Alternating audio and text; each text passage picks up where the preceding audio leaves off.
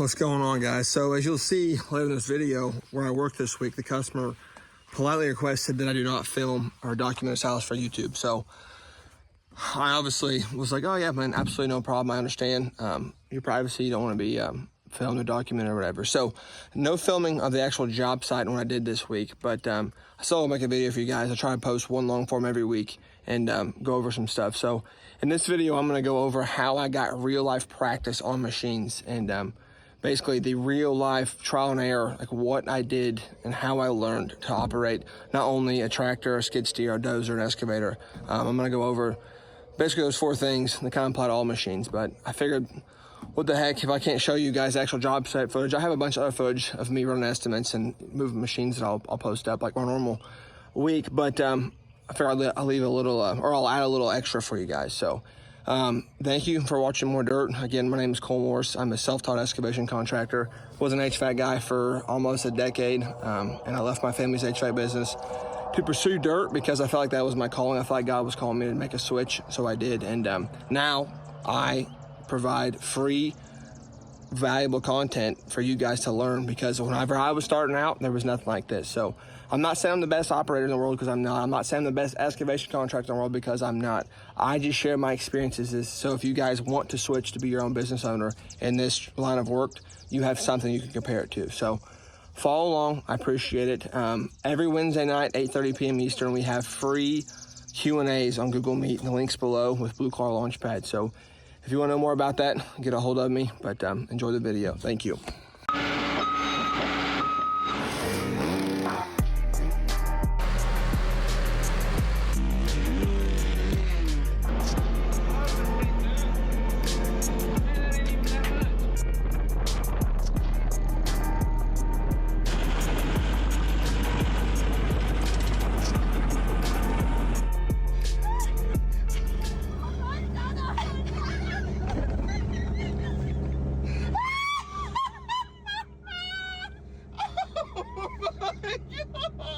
I'm crying.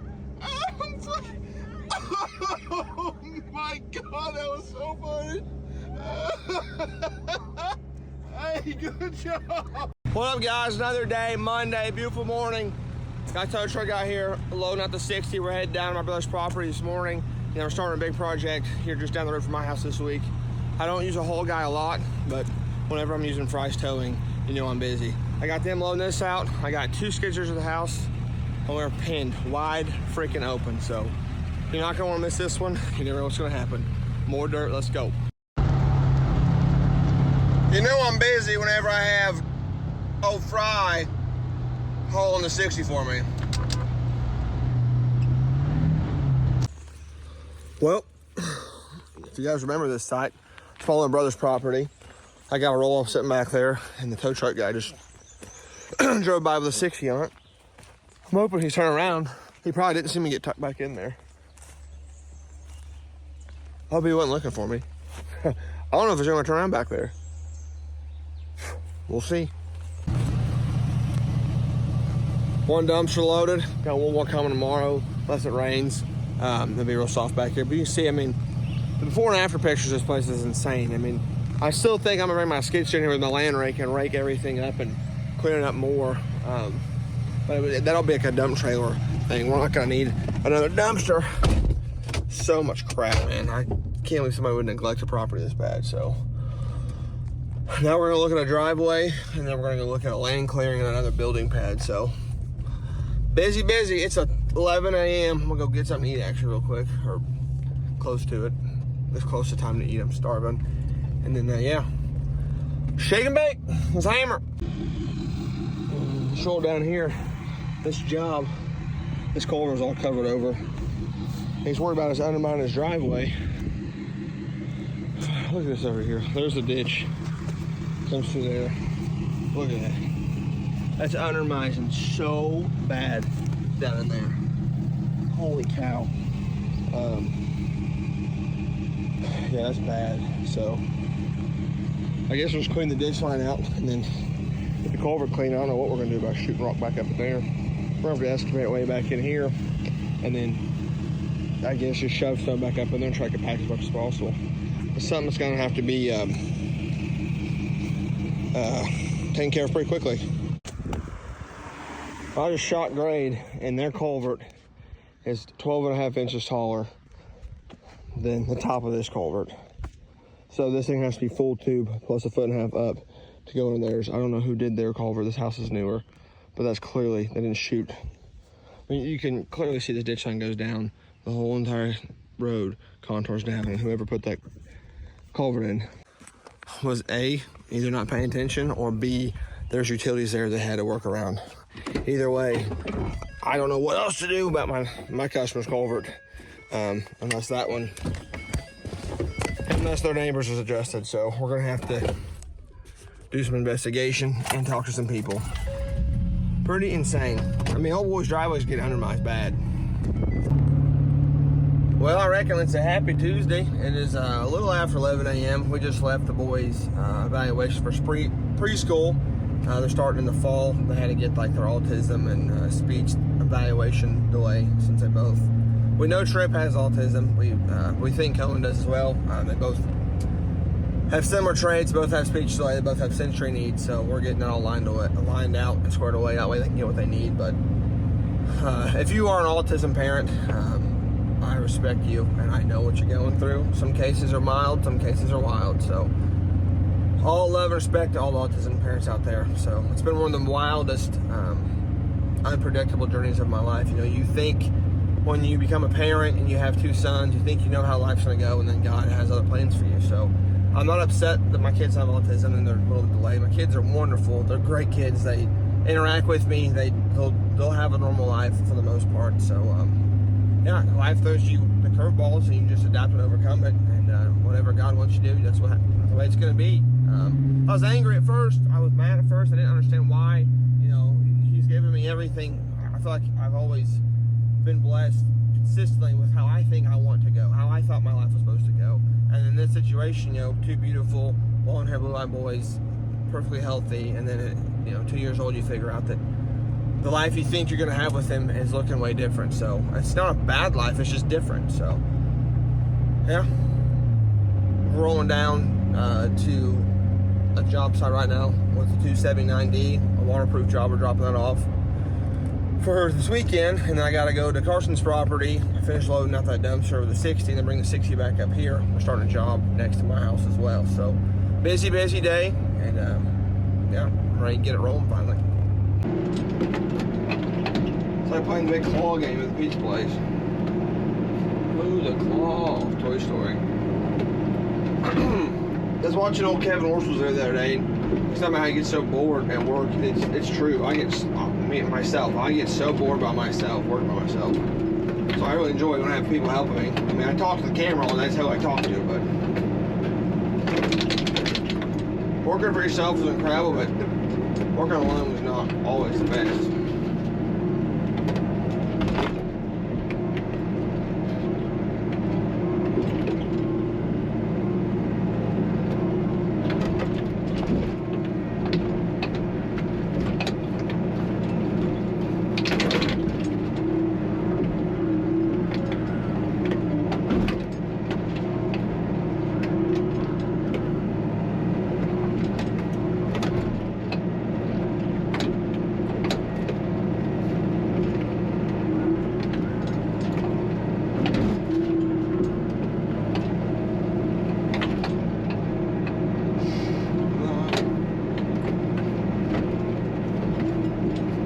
How much is this dirt? I hope they can load this out. My fear is this thing's gonna get overloaded. They're not gonna get it out. I'm gonna come back down here, which is gonna make me very freaking angry.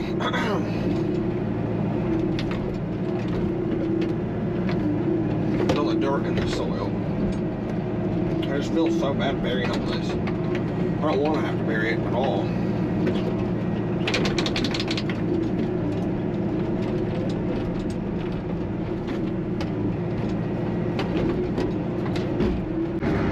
Alright, some time has elapsed, and I'm scraping off all this excess vegetation and the pile. I'm getting all this dirt in a pile, and whatever's left here is going to have to be hauled out and just be, I guess, filled. Because everything's just so filled with dirt, there's nothing, I can't separate it all. I'll be here for 6 weeks.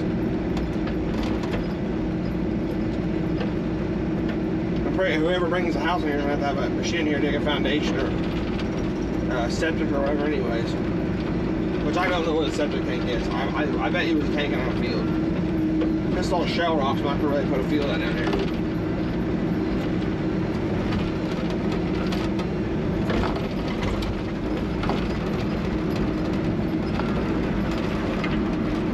Like rolling off the top of the old excavator. Pushing this lane and push it that way. Pull there and push that way, dozer.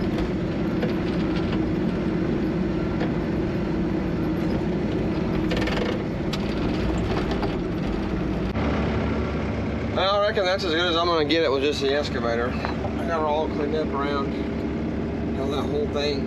It's just a mess. This whole fire pit there's a big old trash thing there, and I got all the limestone stumps all staged up over there, and then there's a little trash that's left in the dirt just because it's everywhere. I mean, there was trash everywhere in here, so the only way I know to get it all out is to sift it out, but I don't know if he wants to go that far or just put it on the market, so I'll let him be the decider of that.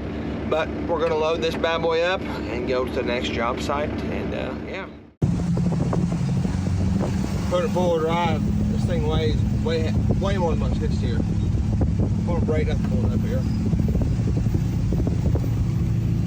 You can hear my truck. This is a steep freaking grade. Excuse me. Nice and easy. Woo!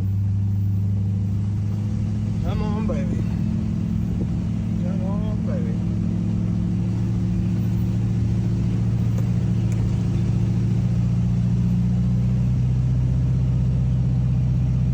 Gotta watch this come to the right side. There's a whole sinkhole there. The road's blown out. Oh, we should have it by now. Well, I think we'll be good, I think. All right, well, that's what I was worried about. Sweet deal. Just in time. It's rolled in and Dave was getting here. This driveway is tight. The working area is tight. Oh, boys. Well, I came down, dropped the boys off at daycare. Left the Crocs on. I'm going back home. I'm working real close to home today, so. Drop the boys off at daycare. I'm gonna go back home, grab the skid steer. But I got the Crocs on, my back's hurting, and we're hand stacker rip wrap solo today.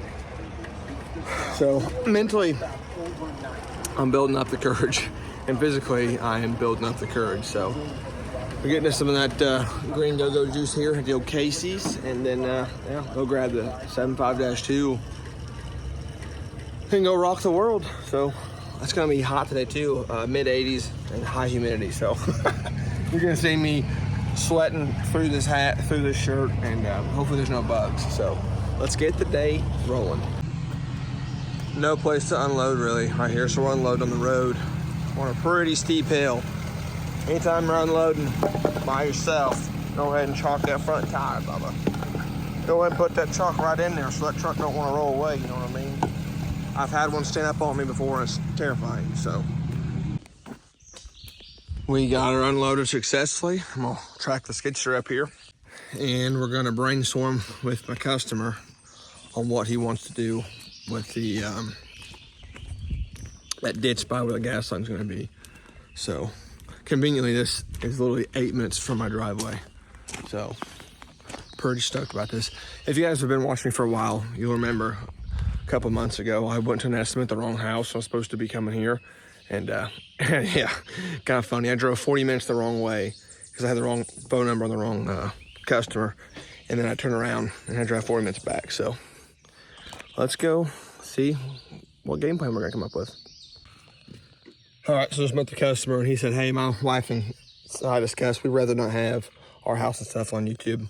They're kind of in the middle of nowhere, and I was like, hey, no problem at all, I respect that. So unfortunately, you guys aren't gonna be able to see this part of the video. I'm gonna cut it off, and you're gonna see the project happen, but customer is respectful. He's very awesome, and I wasn't gonna not honor him. So we'll check in, or we'll just tie this into my next project I got planned going on.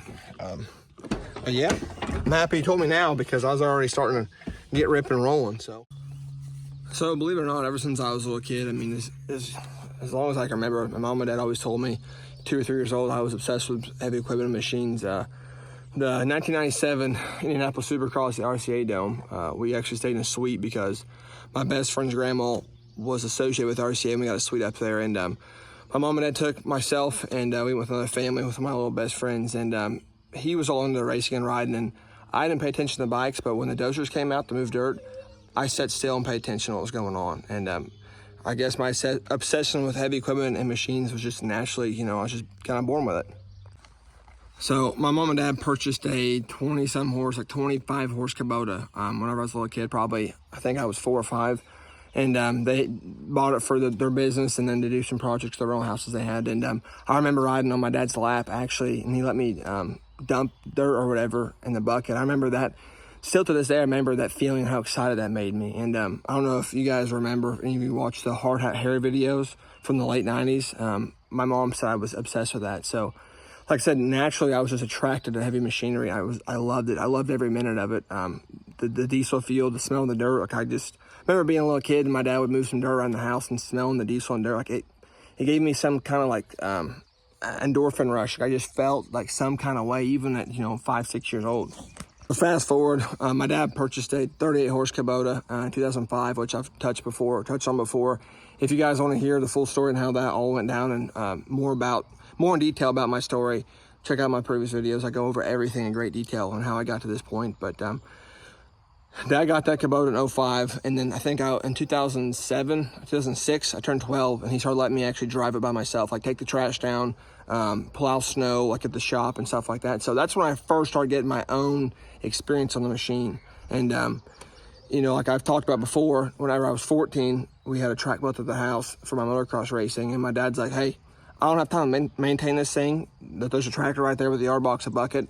As long as I'm home, you can go down there, you can figure it out. So literally, just from him trusting in me and showing me how to run a machine, I just naturally taught myself with no guidance. Like, I learned some bad habits, but, 8th grade, 9th grade, I was getting real time on a machine, moving dirt and seeing how it worked. Dirt bikes is the main reason for this. Racing dirt bikes, riding motocross is the main reason I got a lot of time on machines. Fixing the old jumps to my track, fixing ruts, and building new jumps, moving dirt completely. Like, the little Kubota and we had some time. Like, I built some 65, 70-foot doubles on a Kubota 38-horse tractor.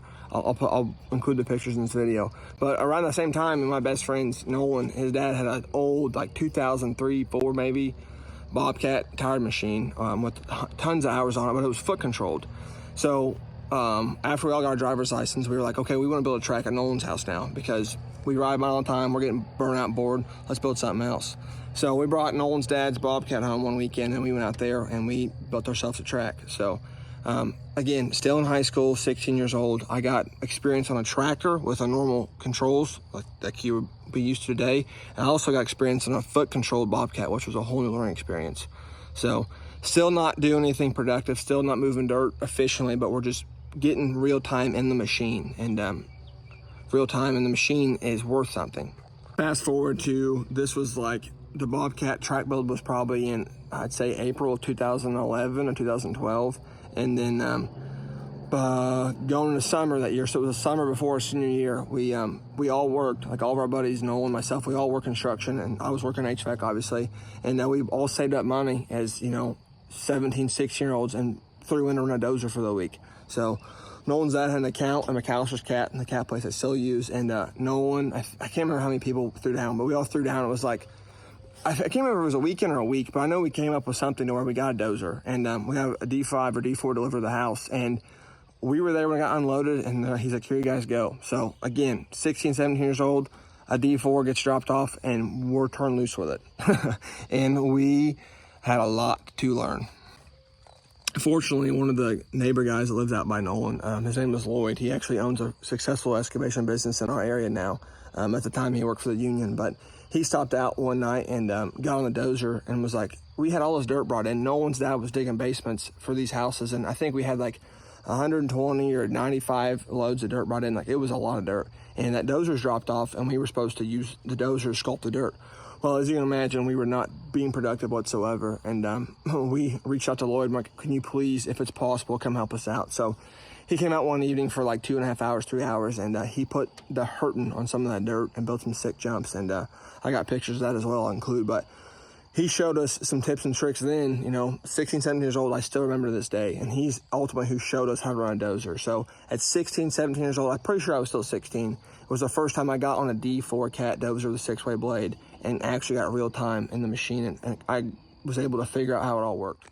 Now it's 2012, 2013 time frame, and we have 2 tracks going. We have the one at my dad's and we have the one at Nolan's house. And we are responsible for maintaining them and fixing them. So what do? You get on machines, you go fix it. So between getting a lot of seat time on my dad's tractor, then seat time on Nolan's Excavator or Bobcat, we just learned how to learn the tipping points, learn how much dirt would do what, how much time stuff would take us, and we just got comfortable, man. Just got comfortable in the machines, and it just one thing led to another, and we kept going. And then by 2014 is when Parsons' dad reached out to us, which is Parsons Motocross Compound, no longer open. But 2014, my dad was working on a houseboat at the marina close to our house, and making small talk with a customer.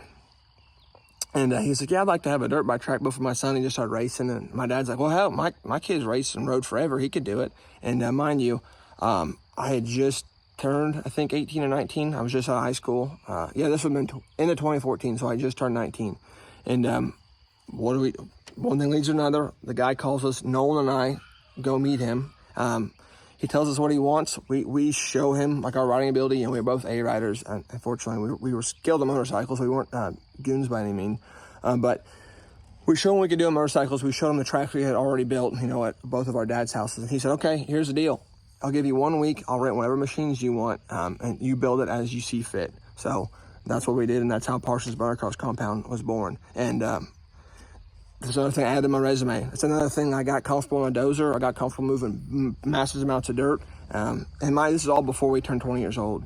So that was a really pinnacle moment in my dirt career. That's the first time I was like, man, I would love this for a living. And I was still an apprentice for my dad. I was still making like $10 an hour working HVAC. So that was 2014 when Parsons was built. Like I'll include pictures, obviously, and videos in here. And that's when my wheels started turning. Like, if I can figure out a way to do this, I want to do this. So 2009, first time on a Kubota tractor, actually being productive. 2011, 12, first time on a skid steer being productive. 2012, 13, first time on a D4 being productive, learning how that operates. In 2014, full on, built a full on motocross track, got comfortable and confident on a bulldozer, and got that under my resume. So, you know, before I turned 20 years old, I had gained confidence on all these machines, and I knew I could do something. I knew that if a dirt bike track needed to be built, I knew I could take care of it, no problem. Fast forward to 2014, and 2014 began 2015. I meet Hannah, we start dating, we move in an apartment, we're renting a pole barn house off a lady, and she needed some work done around the house that involved in the excavator. Me being the guy always having interest in dirt, I was like, yeah, I'd be down, I'd be happy to try. Obviously, I told her I've never ran a mini excavator my entire life. I don't know what I'm doing, but I'd be happy to try. So she rented a mini excavator for the weekend, and I got to get real lifetime on that and mess some stuff up and make some mistakes. But at the end of the weekend, I felt pretty confident on it. I'm running excavator controls, and so that was when I think I just turned 21. I might not be 21 yet, so I added that machine to my resume as well. Granted, was not efficient with it. I wouldn't call myself an operator, but I got real time on the machine. Around the same time, I had a buddy that bought a new house, and he wanted a track built. And I went over there, and a local excavation contractor, Clay, shout out Clay Holmstrom, he owns a huge business around here now. Got a lot of respect for him as well. My buddy Steven and Ryan, they rented his machines and himself and Clay for the weekend. He brought over his Bobcat and his John Deere 450H or whatever.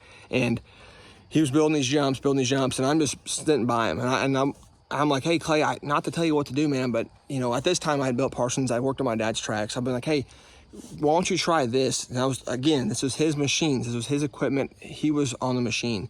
I was like, I'm not trying to tell you what to do, man, but when I build jumps, this is what I do. And he's like, hey, that's fine, dude. No disrespect. I understand what you're coming from. If you want to, would you mind getting on the dozer and showing me? Or if you want to do it, just go ahead and do it. So what I do, I hopped on the bulldozer and I built the track. And why this excavation owner-operator watched me, and he was like, dude, how did you get so good at this? And, build jumps was where it was at. So that was all before I turned 21. I know that was for a fact because I had a white Suzuki. So Well, before I turned 20, I helped build 4 motocross tracks, 2 of which was heavy dirt moving jobs with bulldozers and real time on them. So it's crazy to think that was, 10, 11 years ago that I was doing that stuff. I remember like it was yesterday, man. No responsibilities, but moving dirt and making jumps. I didn't care about the drainage. I didn't care about, how good it looked. I cared about the angles and how far and how high I was going to go. So looking back now, I was pretty fortunate with the contacts and the connections I had to have the opportunities I had. Because I know most of you guys don't even have a buddy with land to go practice on machines. So a lot of people are like, how did you get good and learn? Well, right here, this is how I got real life experience on the machines. 2018, 2019, Hannah and I buy this house, and then Parsons, they're actually a full-on racetrack by now. They reach out to me and they're like, hey, would you be interested in come helping us promote this and help run the track? So right there, which you guys, I've talked about Parsons a bunch. If you want to know more about that, go check out my previous videos. But long story short, during that time, learning how to run big excavator. Fast forward, 2018, 2019, Hannah and I buy this house, and then Parsons, they're actually a full-on racetrack by now. They reach out to me and they're like, hey, would you be interested in come helping us promote this and help run the track? So right there, which you guys, I've talked about Parsons a bunch. If you want to know more about that, go check out my previous videos. But long story short, during that time, learning how to run big excavators, big dozers, like D7, D6 size dozers, and I got an education. And at that time, between 2019, 2021 is when I was like, okay, I can do this as a career. I can make this my living. And then COVID happened, my kids were born, and we put M&M Earthworks in motion. So as simple as it is, man, it doesn't have to be something crazy, dramatic, productive. It can be as simple as grading a driveway or pushing a pile of dirt up to make a dirt bike jump. Getting time on the machine and getting that confidence is huge. And just like right there, that dirt bike jump I built right there, when I was doing that, man, I was 24 years old. I was already so efficient on bulldozer. It was like second nature to me. So I guess going into it, don't have high expectations. Just get seat time on it. Just like driving a car. Once you start driving and you get in traffic, you're nervous, you're uptight, you're not sure what's going to happen. Then eventually you're comfortable, you're texting driving, you're eating a burrito while driving, It's like anything else, man. Practice, practice, practice, repetition after repetition. That's how you get good. So I recommend if you have a buddy with property and a tractor with a standard bucket and a yard box, go see how it works, man. Go figure it out. Go get on a mini excavator and take it to someone's property. Go dig a hole, Go get on the machine and feel how they work. Not rocket science, guys. It's super simple as that, just getting on the machine and getting time. So again, I make content for free like this for you because I want to help, I want to help. There was nobody like this out there whenever I was coming up and wanting to be my own business owner. I knew how to run the machines, but I didn't know how the heck at all to bid the work. I didn't know how to set up jobs. I didn't know how to stage up jobs. I had no idea. So I do this strictly because I wish I had someone like this whenever I was making the transition. So thank you guys for watching. I hope you enjoyed the video. And God first, family second, work third, more dirt.